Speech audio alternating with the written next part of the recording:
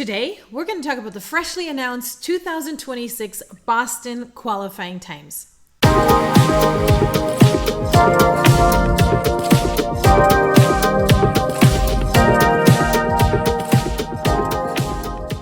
Hey runners, my name is Letty and welcome to my channel. And today we're going to hop right into this topic that caused controversy all over social media and our inboxes yesterday because the Boston Athletic Association announced that the qualifying times for the Boston Marathon in 2026 have changed. For anyone newer to the sport of marathoning, let's explain how these qualifying times even work. In order to secure your spot for the Boston Marathon, you have to apply and you have to have run a qualifying time at least. And I'll go into why I'm saying at least. Let's say, for example, you're a 25-year-old woman. In order to run the Boston Marathon, you had to submit an application with a qualifying time. That qualifying time for your age used to be 3 hours and 30 minutes. Meaning that if you ran a race on an official Boston qualifying course, then you could enter the time of that race at the time of your application. Boston then would verify that time and see if you're able to even just apply. The Boston Athletic Association would then take note of the number of applicants and the numbers of spots available. Boston normally has a field of about 30,000 runners. However, 30,000 runners does not mean that there's 30,000 people that ran a qualifying race. Normally, Boston allots about 8,000 to 6,000 spots to charity runners and does a great way of fundraising. So that means that there's about 22,000 spots available for people with qualifying races.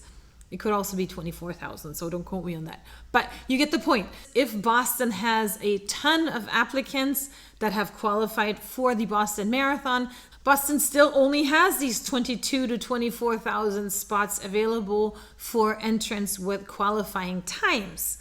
Normally what happens after the Boston application, everybody kind of sits on hot coals waiting for the email that tells us what the cutoff time is. There's forums on Facebook and Reddit that theorize about how many minutes you'll have to have gone under your goal in order to be able to run the Boston Marathon. Last year, the cutoff time was 5 minutes and 29 seconds. So the girl that we were talking about that was 25 years old that needed to run a 3:30 for her age and gender had to have run a 3 hours and 24 minute marathon and 31 seconds. Now for this year, Boston announced that they had an all-time high in applicants, having received 36,405 applicants for the 2025 Boston Marathon. So now there's a ton of people doing spreadsheets and calculating what the cutoff time will be. My guess is that it's gonna be around 7.5 minutes or so. But that's also why Boston has now come out with their announcement that they're changing the qualifying times, because that way people kind of know ahead of time what they're gonna have to run in order to qualify for the Boston Marathon and have a higher chance in actually getting into the race. So with that said, let's look at the new 2026 Boston Marathon qualifying times. As you can see, the new standard has cut off 5 minutes for all age groups going up to the age of 60. And according to Jack Fleming, the CEO and president of the Boston Athletic Association, this reflects the growing trend of faster and more competitive runners and the increasing demand for the race. And he's completely right. This is not very shocking news if we look at the numbers of applicants that applied for the 2025 London Marathon, which is one of the largest races in the world with 50,000 entrants.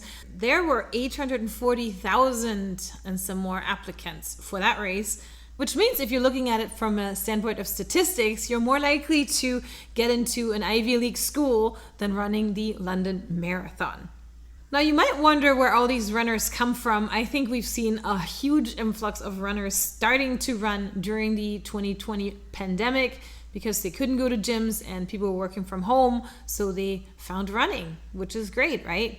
At the same time, we also have gotten better with those shoes and technology. Super shoes are making you pop off the ground, catapulting you towards the finish line. And we've also seen a ton of downhill races gaining popularity. And trust me, I've done a couple of them and they do push you forward quite a bit. Now, is that the right way of qualifying for the Boston Marathon? That's totally up to you. So long as these races still count as qualifiers, it's totally legal to use them. And in the end, you're still running 26.2 miles. Now, for anyone that is bummed about the change in standard of the qualifying time for 2026, completely understandable, right? Because it's already been really, really hard to qualify. As a guy, you had to run a 3-hour marathon under the age of 34, and now it's going to have to be even faster. And at that speed, it just gets harder and harder. But at the same time, there's nothing you can do about it except for use that as a catapult to make you train even harder. It's being done, and obviously there's proof of that, because otherwise they wouldn't have changed the qualifying times. Maybe consider getting yourself a coach and start working super hard on building that endurance and building that speed. And having goals is always really important in life, right? Because if we didn't have that goal, if Boston was easy, it wouldn't be as prestigious. Now, on the flip side, it's also important to realize that a lot of people run the Boston Marathon because they want to check it off of their list of 6 major marathons organized by Abbott. Abbott is just a company. So running these 6 major marathons and getting that 6-star medal is a goal. At the same time, there's a ton of other marathons that you can run that are also fast, that are also iconic, and that could also be considered major because they take place in major cities. The 6-star majors are really just an arbitrary cross-selection of marathons from the world that meet a certain standard, again, by this company called Abbott.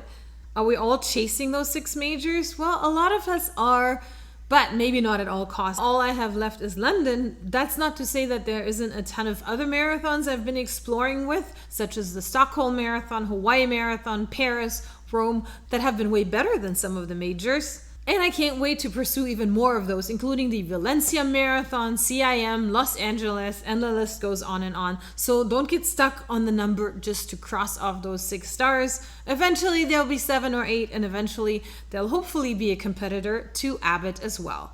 Either way, I wish you good luck with your journey to Boston if that's what you really want to do. If you need resources, training plans, or anything like that, on my podcast, we always interview some of the best coaches. We have all of that available on our weekly podcast and on our website at www.marathonrunningpodcast.com. And I invite you to subscribe to our channel for more future tips as well. Until next week, have a great week of running.